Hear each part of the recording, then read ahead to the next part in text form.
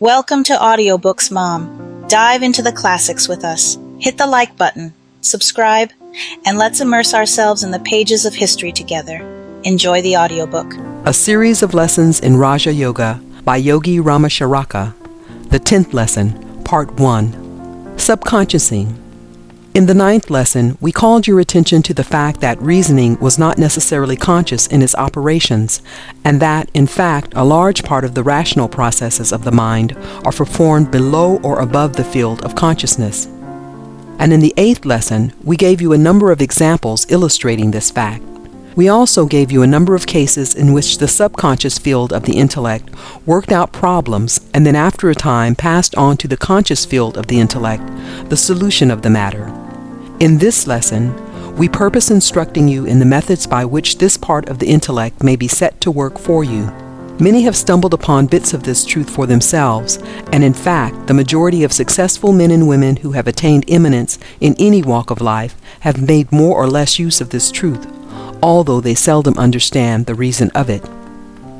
Very few Western writers have recognized the work of this plane of the mind. They have given us full and ingenious theories and examples of the workings of the instinctive mind, and in some cases they have touched upon the workings and operations of the intuitional planes, but in nearly every case they have treated the intellect as something entirely confined to the conscious plane of mentation. In this they have missed some of the most interesting and valuable manifestations of subconscious mentation.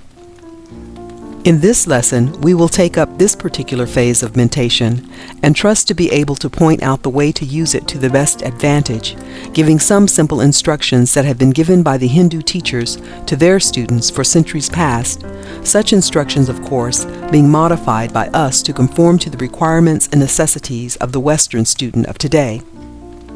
We have taken the liberty of bestowing a new title upon this phase of mentation. We have thought it well to call it subconsciousing. The word sub, of course, means under, below, and the word consciousing is a favorite term employed by Professor Elmer Gates and means receiving impressions from the mind. In a general way, subconsciousing, as used in this lesson, may be understood to mean using the subconscious mind under orders of the conscious mind.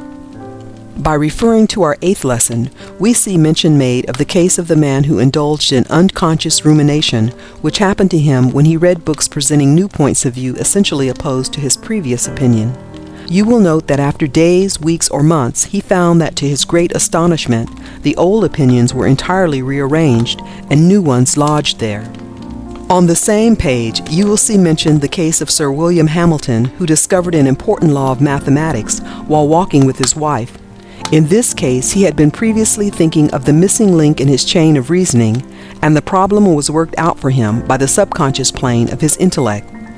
On the same page, and the one following, is found the case of Dr. Thompson, who gives an interesting account of the workings of this part of his mind, which caused him at times to experience a feeling of the uselessness of all voluntary effort, coupled with the feeling that the matter was working itself clear in his mind.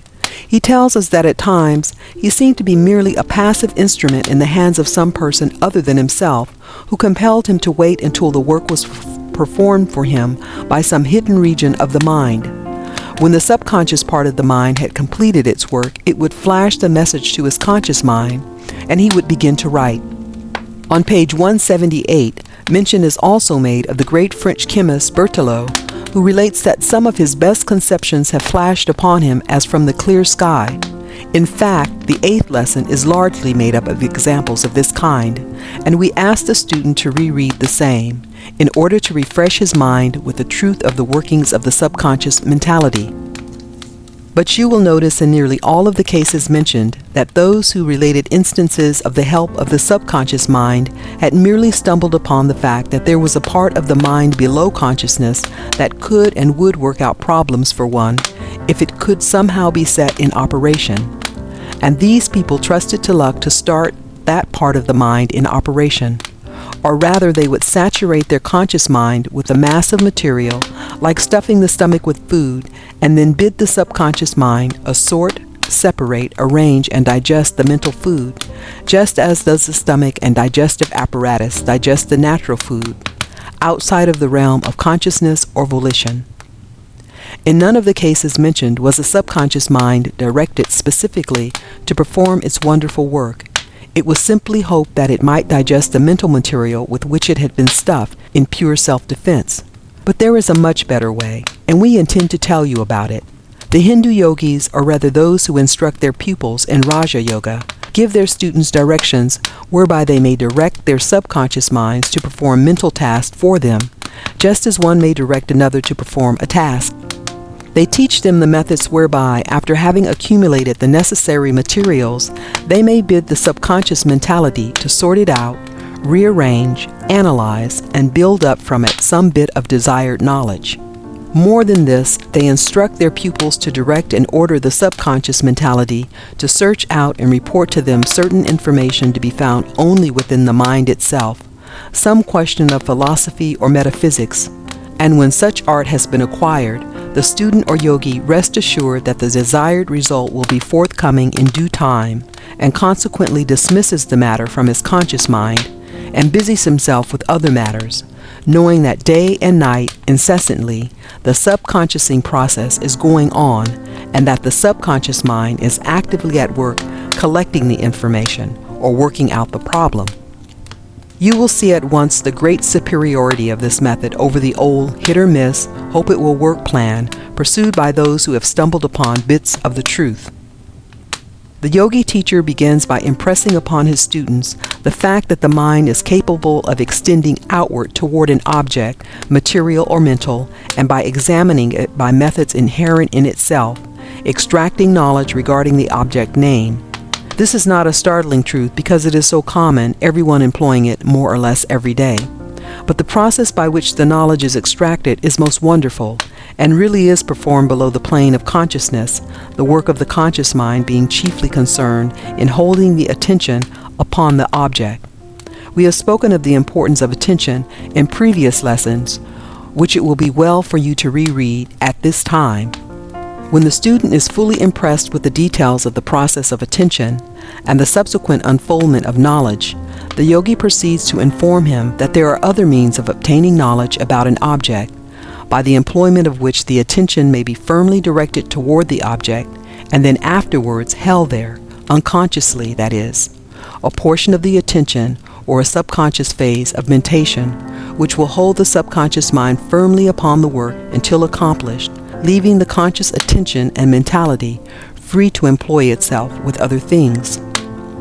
The yogis teach the students that this new form of attention is far more intense and powerful than is the conscious attention, for it cannot be disturbed or shaken or distracted from its object, and that it will work away at its task for days, months, years, or a lifetime if necessary, according to the difficulty of the task, and in fact carries its work over from one life to another, unless recalled by the will. They teach the student that in everyone's life there is going on a greater or less degree of this subconscious work, carried on in obedience to a strong desire for knowledge manifested in some former life, and bearing fruit only in the present existence. Many important discoveries have been made in obedience to this law, but it is not of this phase of the matter that we wish to speak in this lesson.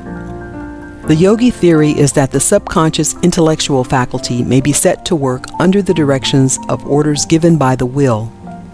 All of you know how the subconscious mentality will take up an order of the will or a strong wish that the person be awakened at a certain hour in order to catch a train, or in the same way how the remembrance of a certain engagement at, say, 4 o'clock will flash into the mind when the hands of the clock approach the started hour.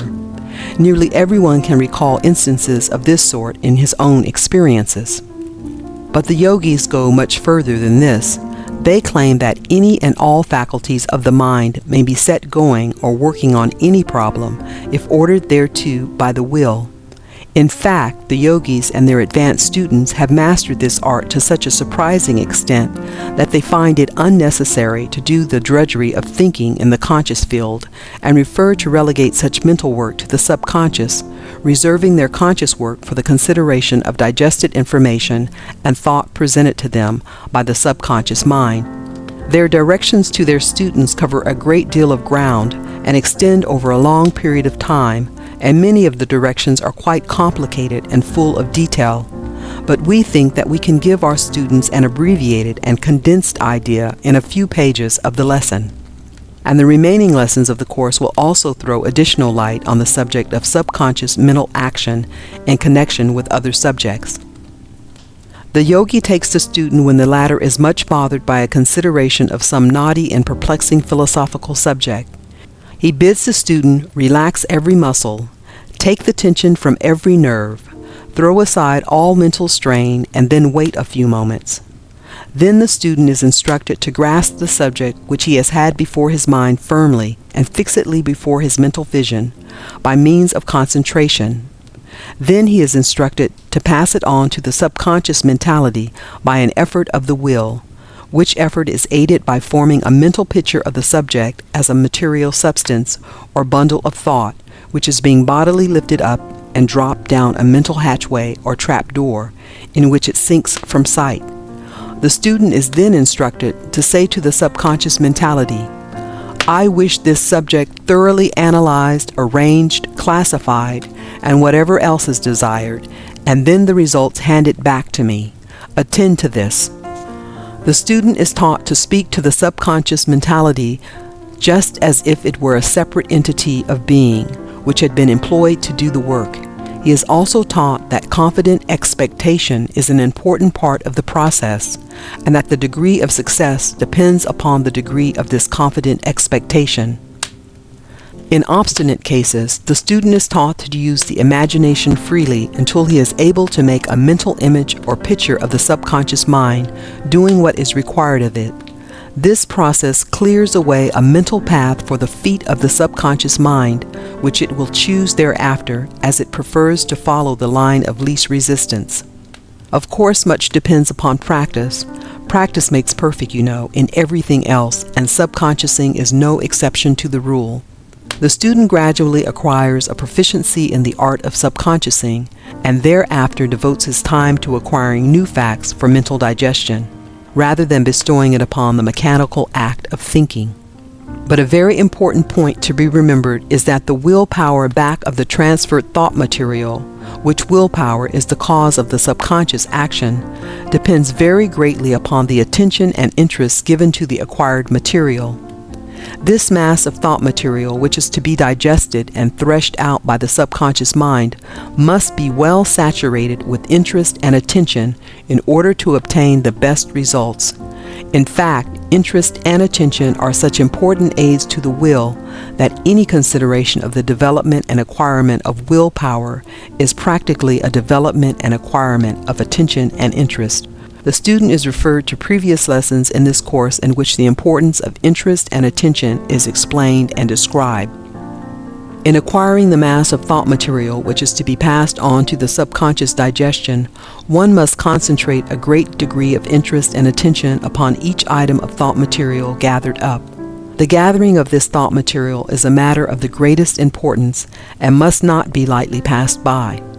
One cannot hastily gather together all sorts of thought material and then expect the subconscious mind to do its work properly. It will not.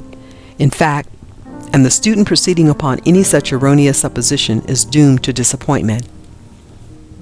The proper way to proceed is to take up each bit of thought material in turn and examine it with the greatest possible interest and consequently the greatest attention, and then after having fairly saturated it with this interested attention, place it with the pile of material which after a while is to be passed on to the subconscious mentality.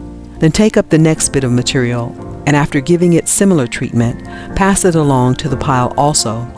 Then after a while, when you have gathered up the main facts of the case, proceed to consider the mass as a whole with interest and attention, giving it, as it were, a general treatment. Then drop it down the trap door into the subconscious mind with a strong command. Attend to this thought material, coupled with a strong expectant belief that your order will be obeyed. The idea underlying this treatment of the thought material with interest and attention is that by so doing a strong mental image is created, which may be easily handled by the subconscious mind. Remember that you are passing on thoughts for the subconsciousness to act upon, and that the more tangible and real these thoughts are, the better can they be handled. Therefore, any plan that will build these thoughts up into real things is the plan to pursue. and attention and interest produce just this result. If we may be pardoned for using a homely and commonplace illustration, we would say that the idea may be grasped by the illustration of boiling an egg, whereby the fluid white and yolk become solid and real. Also, the use of a shaving brush by a man, by which the thin lather is gradually worked up into a rich, thick, creamy mass, is an illustration. Again, the churning of butter is a favorite illustration of the Hindus, who thus call the attention of their students to the fact that thought material, if worked upon with attention and interest, becomes thought forms that may be handled by the mind just as the hands handle a material object. We ask you to think of these illustrations, for when you once grasp the idea that we wish to convey to you, you will have the secret of great thinking powers within your grasp. And this power of subconsciousing is not confined alone to the consideration of philosophical questions. On the contrary, it is applicable to every field of human thought and may be properly employed in any and all of them. It is useful in solving the problems of everyday life and work, as well as to the higher flights of the human mind. And we wish every one of our students to realize that in this simple lesson we are giving them the key to a great mental power. To realize just what we are offering to you, we would remind you of the old fairy tales of all races, in which there is to be found one or more tales telling of some poor cobbler or tailor or carpenter, as the case may be, who had by his good deeds gained favor with the brownies or good fairies, who would come each night when the man and his family were asleep, and proceed to complete the work that the artisan had laid out for the morrow. The pieces of leather would be made into shoes, the cloth would be sewed into garments, the wood would be joined and nailed together into boxes, chairs, benches, and whatnot. But in each case, the rough materials were prepared by the artisan himself during the day. Well, that is just what we are trying to introduce to you, a clan of mental brownies, loving and kindly disposed toward you, who are anxious and willing to help you in your work. All you have to do is give them the proper materials and tell them what you want done, and they will do the rest. But these mental brownies are a part of your own mentality, remember, and no alien and foreign entities, as some have imagined. A number of people who have accidentally discovered this power of the subconscious mind to work out problems and to render other valuable service to its owner have been led to suppose that the aid really came from some other entity or intelligence. Some have thought that the messages came from friends in the spirit land, and others have believed that some high intelligence, God or his angels, was working in their behalf. Without discussing spirit communication or divine messages, in both of which we believe, with certain provisional reservations, we feel justified in saying that the majority of cases of this kind may be referred to the subconscious working of one's own mentality. Part 2. Each of us has a friend in our own mind, a score of them in fact, who delight in performing services for us if we will but allow them to do so. Not only have we a higher self to whom we may turn for comfort and aid in times of deep distress and necessity, but we have these invisible mental workers on the subconscious plane who are very willing and glad to perform much of our mental work for us if we will but give them the material in proper shape. It is very difficult to impart specific directions for obtaining these results, as each case must depend to a great extent upon the peculiar circumstances surrounding it. But we may say that the main thing needed is to lick into shape the material, and then pass it on to the subconscious mind in the manner spoken of a few moments ago. Let us run over a few cases wherein this principle may be applied. Let us suppose that you are confronted with a problem consisting of an uncertainty as to which of two or more courses to adopt in some affair of life. Each course seems to have some advantages and disadvantages, and you seem unable to pass upon the matter clearly and intelligently. The more you try, the more perplexed and worried do you become. Your mind seems to tire of the matter and manifest a state which may be called mental nausea. This state will be apparent to anyone who has had much thinking to do.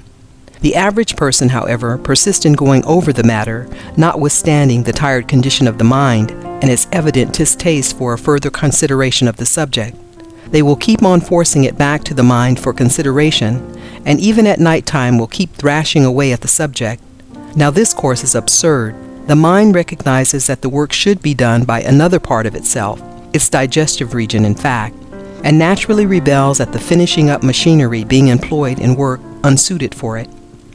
According to the subconsciousing plan, the best thing for the man to do would be for him first to calm and quiet his mind. Then he should arrange the main features of the problem, together with the minor details, in their proper places. Then he should pass them slowly before him in review, giving a strong interest and attention to each fact and detail as it passes before him, but without the slightest attempt to form a decision or come to a conclusion.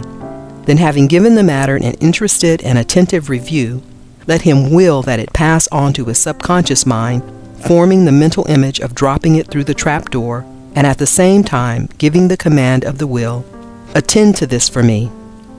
Then dismiss the matter from your conscious mind by an effort of command of the will. If you find it difficult to do this, you may soon acquire the mastery by a frequent assertion, "I have dismissed this matter from my conscious mind, and my subconscious mind will attend to it for me."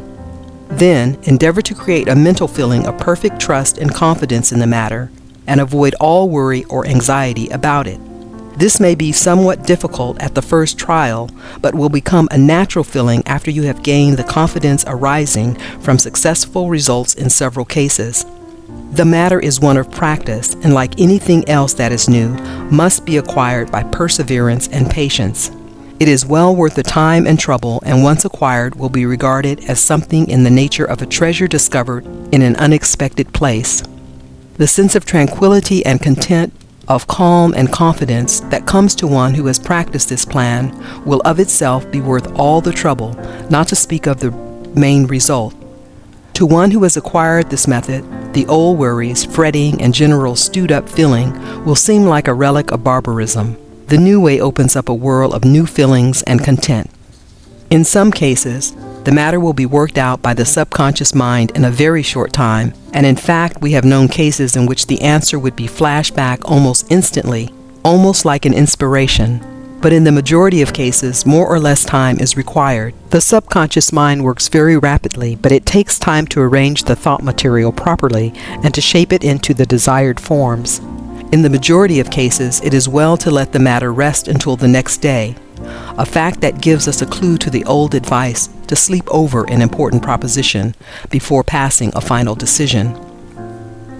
If the matter does not present itself the following day, bring it up again before the conscious mind for review. You will find that it has shaped itself up considerably and is assuming definite form and clearness. But right here, and this is important, do not make the mistake of again dissecting it and meddling with it and trying to arrange it with your conscious mind, but instead give it attention and interest in its new form and then pass it back again to the subconscious mind for further work. You will find an improvement each time you examine it. But right here, another word of caution. Do not make the mistake of yielding to the impatience of the beginner and keep on repeatedly bringing up the matter to see what is being done. Give it time to have the work done on it. Do not be like the boy who planted seeds and who each day would pull them up to see whether they had sprouted and how much. Sooner or later, the subconscious mind will, of its own choice, lift up the matter and present it to you in its finished shape for the consideration of the conscious mind. The subconscious mind does not insist that you shall adopt its views or accept its work, but merely hands out to you the results of its sorting, classifying, and arranging. The choice and will still remains yours, but you will often find that there is seen to be one plan or path that stands out clearly from the others, and you will very likely adopt that one. The secret is that the subconscious mind, with its wonderful patience and care, has analyzed the matter and has separated things before apparently connected.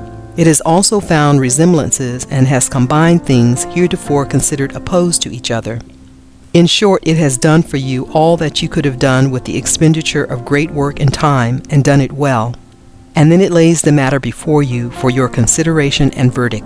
Its whole work seems to have been in the nature of assorting, dissecting, analyzing, and arranging the evidence, and then presenting it before you in a clear, systematic shape. It does not attempt to exercise the judicial prerogative or function, but seems to recognize that its work ceases with the presentation of the edited evidence, and that of the conscious mind begins at the same point. Now do not confuse this work with that of the intuition, which is a very different mental phase or plane.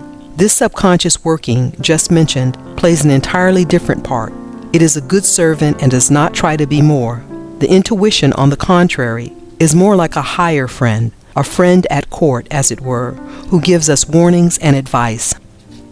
In our directions, we have told you how to make use of this part of the mind, consciously and knowingly, so as to obtain the best results and to get rid of worry and anxiety attendant upon unsettled questions. But in fact, every one of us makes more or less use of this part of the mind unconsciously and not realizing the important part it plays in our mental life. We are perplexed about a matter and keep it on our minds until we are forced to lay it aside by reason of some other demand, or when we sink to sleep.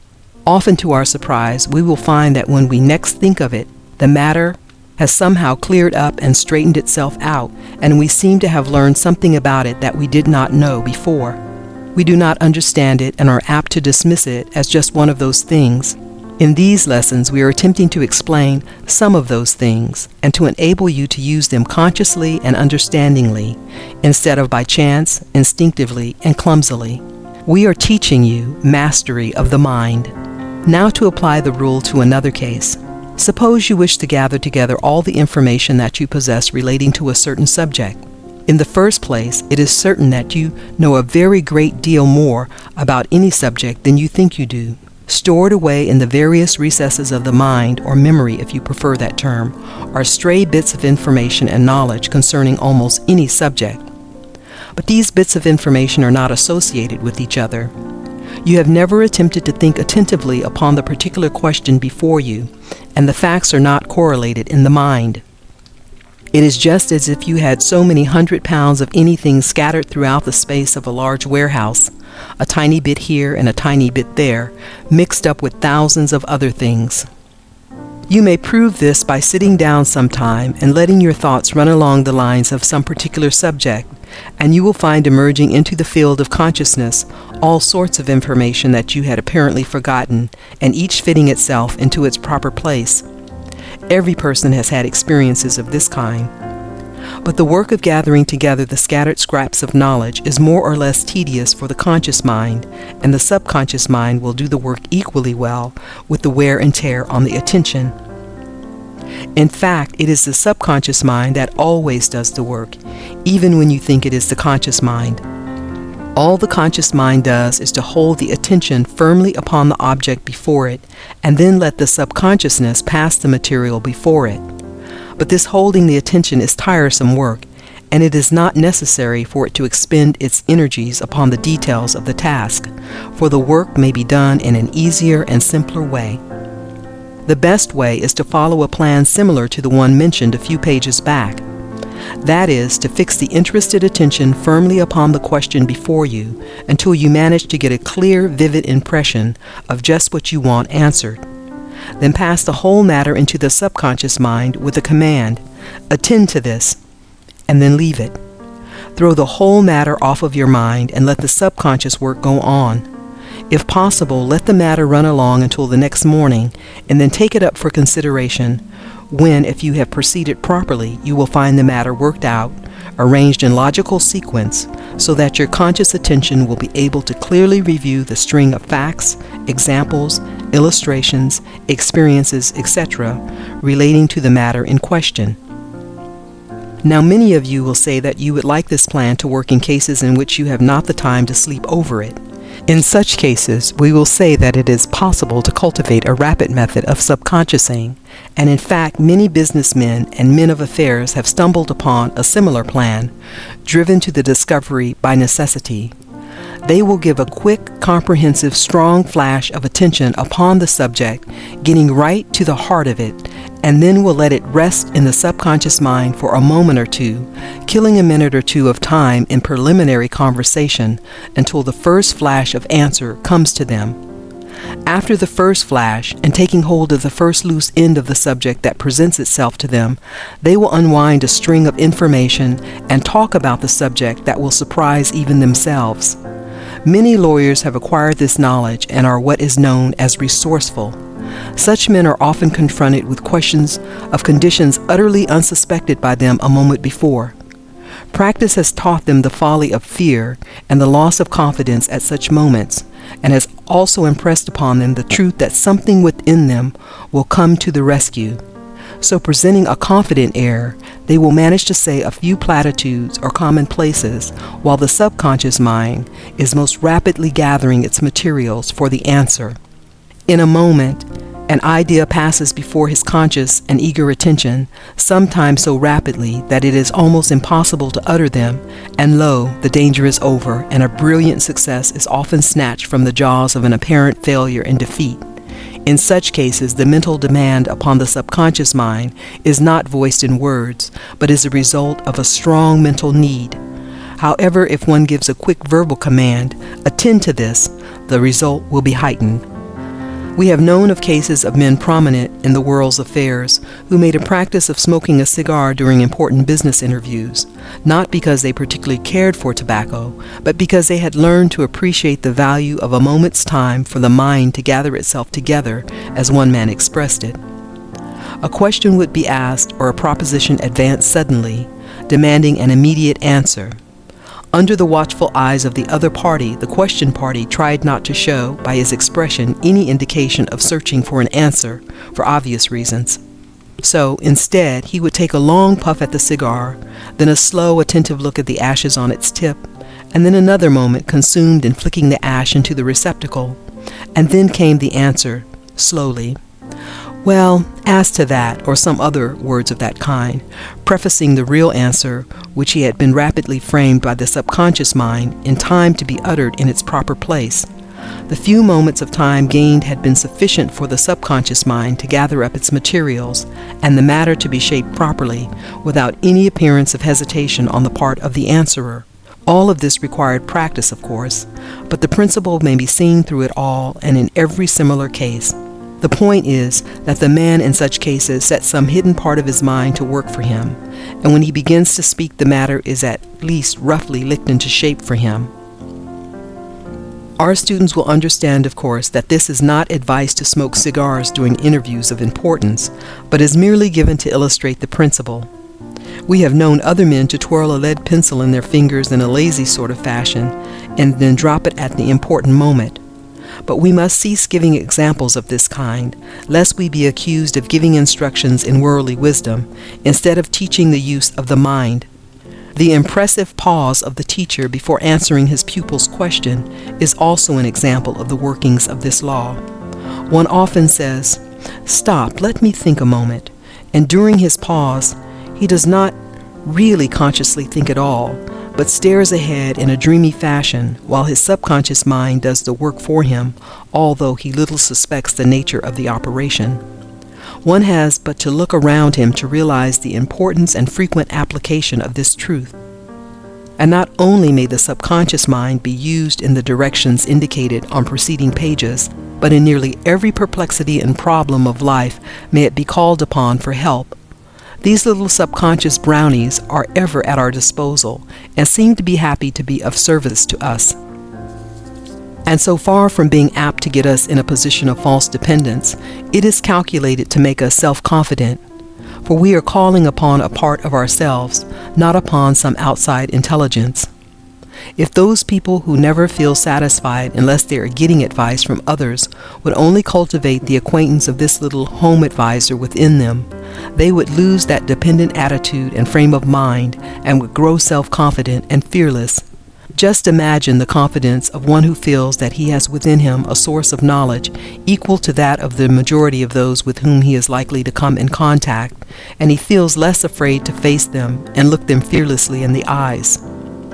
He feels that his mind is not confined to the little field of consciousness, but is an area infinitely greater, containing a mass of information undreamed of.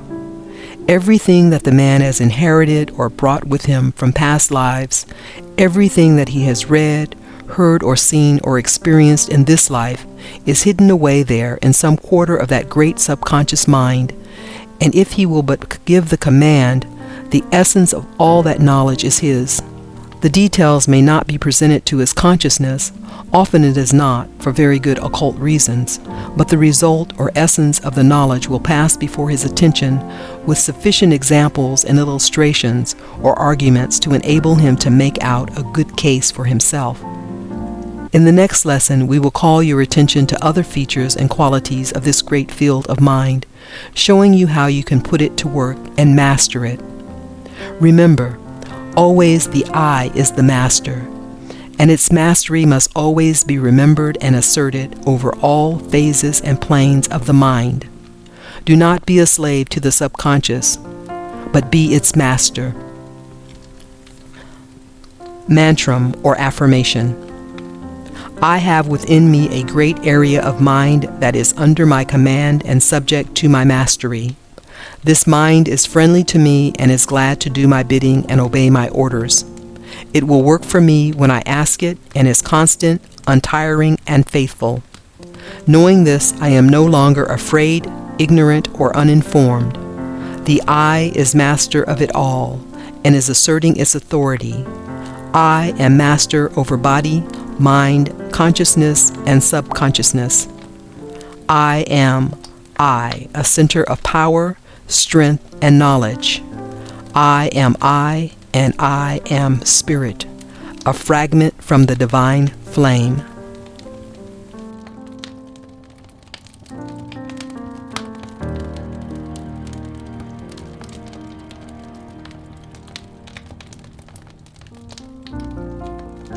Thank you for listening with Audiobooks Mom. If you've enjoyed this audiobook, please subscribe and join us again for more timeless reading. Until next time.